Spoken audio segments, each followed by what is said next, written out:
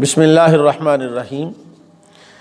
جناب سیدنا مولا علی شیر خدا کرم اللہ تعالی وجہ الکریم، آپ کی عقل مبارک اور آپ کی زندگی کے فیصلے بڑے لاجواب اور بے مثال ہیں۔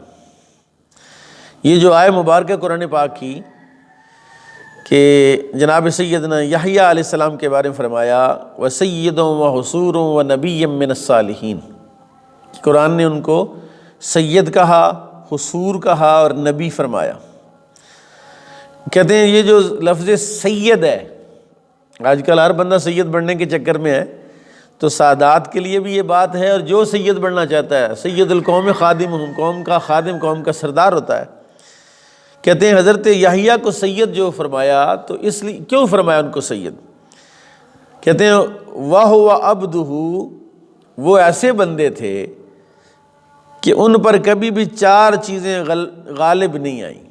بڑی خوبصورت چیزیں، اور یہ چار چیزیں میں آپ کو عرض کروں پہلے، اس سے پہلے کہ میں کہوں گا کہ آپ میرا چینل جو ہے وہ سبسکرائب کریں، اس کو لائک کریں، شیئر کریں، تاکہ یہ علم کی بات دوسروں تک پہنچے اور آپ کو بھی اس صدقہ جاریہ میں اجر و ثواب ملے۔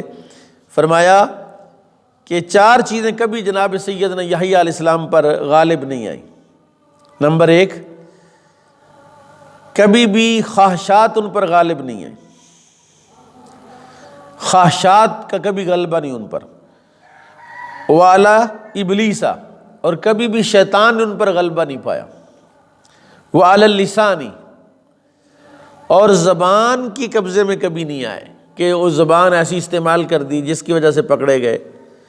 وَعَلَى الْغَضَبِ، یعنی ان چار چیزوں پر ہمیشہ وہ غالب رہے، خواہشات پر غالب رہے، شیطان پر غالب رہے، زبان پر غالب رہے اور غضب پر غالب رہے۔ یہ ایسی چیزیں ہیں جو قوت شہوانیہ اللہ نے بندے کو دی ہے، اس میں غضب ہے۔ تو غصہ کرنا گناہ نہیں ہے، غصہ آنا فطرت ہے، یہ فطرت میں داخل ہے غصہ، لیکن یاد رکھیے غصے کا غلط استعمال جائز نہیں ہے۔ غصے کا استعمال غلط نہ ہو، یعنی آپ غصہ باپ پر نہ کریں، آپ غصہ اپنے سے بڑی عمر کے لوگوں پر نہ کریں، آپ غصہ بالکل ایسی جگہ پر نہ کریں جس سے آپ خود ہی رسوا ہو جائیں۔ تو غصے کے مقامات وہاں پر غصے کا اظہار، قرآن نے کہا غیر المغضوب علیہم، اللہ غصہ فرماتا ہے، نبی پاک غصہ فرماتے ہیں، اس لیے غصہ غلط نہیں ہے، غصے کا غلط استعمال غلط ہے۔ اسی طرح زبان تو اللہ تعالیٰ نے، انسان حیوان متکلم ہے، انسان کا اعجاز ہی ہے، جو جانوروں سے ایک چیز انسان کو ممتاز کرتی ہے وہ کلام ہے، صفت کلام ہے۔